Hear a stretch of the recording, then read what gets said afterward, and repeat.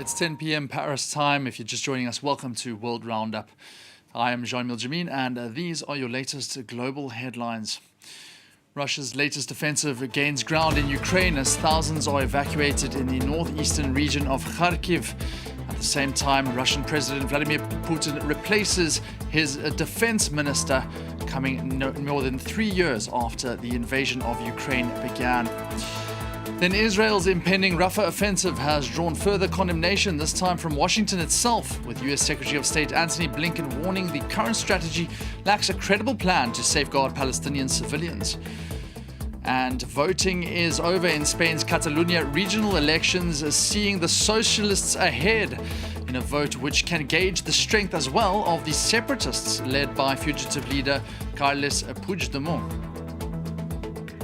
Also coming up, we follow some Palestinians whose ancestors faced mass conflict in 1948 during the creation of the State of Israel, what Palestinians called the Nakba, the great catastrophe. At the time, Jordan welcomed around 100,000 of those Palestinian refugees in Zarqa, which has since become Jordan's second largest city. That's all coming up on World Roundup.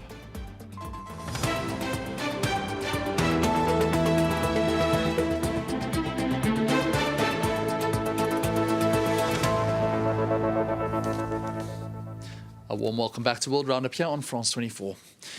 Vladimir Putin has replaced Sergei Shoigu as Russia's defense minister and appointed him as Secretary of Russia's National Security Council. The appointment comes after Putin proposed and also appointing economist Andrei Belousov as the country's defense minister in place of Shoigu, who has been one of Putin's closest allies but has also received heavy criticism for his handling of the invasion of Ukraine. The reshuffle also arrives as Putin starts his fifth presidential term, and that invasion has dragged on for the third year. At the same time, Ukrainian President Volodymyr Zelensky says that intense battles are raging across the parts of the border in the Kharkiv region. Moscow's forces have smashed through the frontier this Friday, threatening to open a new front in the war.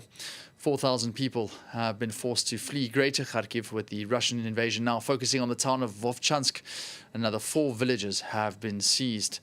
Ukraine's commander-in-chief has told of the difficulties in holding the line as U.S. weapons deliveries take time to arrive.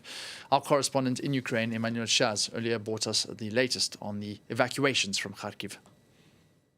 4,000 people, over 4,000 people fled and were evacuated from the settlements that are under heavy fighting and also heavy shelling at the border between Russia and Ukraine. This new ground offensive, this attempt at a ground offensive by Russia is causing those thousands of citizens to leave those settlements. Those are settlements that were already occupied by Russia back in 2022. So the people evacuating are trying to avoid to be under occupation once again. Some can flee by themselves, but most do have to be evacuated by the authorities, by NGOs, simply because we are talking about mostly people who can't leave, who are disabled, who are also often elderly people, or simply farmers who are there who don't want to leave their animals, and they are doing those evacuations under heavy shelling.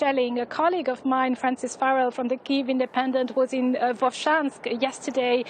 He was saying that dozens of gliding bombs were thrown on the village and were falling on civilian houses, residential areas, killing people and animals. So the situation is very, very tense, very dire for those thousands of people who are stuck there between the two armies. Well, one of Ukraine's allies, Lithuania, has been holding presidential elections this Sunday. Popular incumbent President Gitanis Nausėda is leading in the early first round of the vote with a nearly 50%. Suggests another 5-year term could be on the way. Among the key tasks awaiting the next Lithuanian mandate as a NATO member is dealing with those rising tensions with neighboring Russia and the West. Also on the ballot this Sunday was a referendum asking whether the constitution should be amended, which would allow for dual citizenship, and that could impact hundreds of thousands of Lithuanians abroad. Another country which has seen large anti-Russian sentiment of late is Georgia, where tens of thousands have continued taking to the streets this Sunday, protesting the Kremlin-linked foreign agents law. The country's Prime Minister Irakli Kobakidze has vowed to push ahead with the bill that opponents describe as a clampdown on free speech. It requires organizations receiving more than 20% of their funding from abroad to register as agents of foreign influence or face punitive fines. Now it's also become a litmus test on the streets of Tbilisi, determining whether Georgia moves towards Russian influence or the West itself. Israeli forces have meanwhile continued to push deeper into Rafah this Sunday as battles have raged with Hamas militants. Prior to the latest offensive, about 1.3 million civilians had arrived to shelter in the southern Gazan city. Some 300,000 have since fled following evacuation orders from the IDF. Israel's advance on Rafah has received global condemnation, with the United Nations, EU and neighboring Egypt all decrying the move as illogical. As the Palestinian death toll climbs past a reported 35,000, IDF strikes have also continued further north overnight in the Jabalia refugee camp, as well as east of Gaza City. And talking about those rebukes, on Sunday, U.S. Secretary of State Antony Blinken denounced Israel's tactics, saying it lacks a credible plan to safeguard Rafah civilians. He also raised questions about the IDF's military strategy, saying that the further it pushes into Rafah, the more it risks terrible outcomes for the population, with no guarantees of ridding the enclave of Hamas. Here's Antony Blinken. Most of the population from Gaza, displaced from the north and from central Gaza, has gone to Rafah. There are about 1.4 million people there. And we've said to Israel that we will not support an operation in Rafah, a major military operation, in the absence of a credible plan to protect civilians. And they still haven't delivered it. So let's bring you the latest from the Catalan regional elections. Spain's socialists have maintained the lead, with the separatist Junts party second, as more than 50% of the vote has been counted. The ballot seen as a test of strength for the separatist movement, led by a fugitive of Spain's laws, Carles Puigdemont, who has run his election campaign from southern France. The policies of Prime Minister Pedro Sanchez's Socialist Party also on the line, with candidate Salvador Illa hoping to make a mark in the polls. Well, let's head straight to Spain with our correspondent Sarah Morris to reflect on the polls as they stand. Sarah, what can we read into them so far? Well, Salvador Illa has come out to top, as was expected from the opinion polls. And so far, with 90%, almost 90% of the votes counted, he has gone up by 8 seats to 41 seats. That leaves him still short of that 68 majority.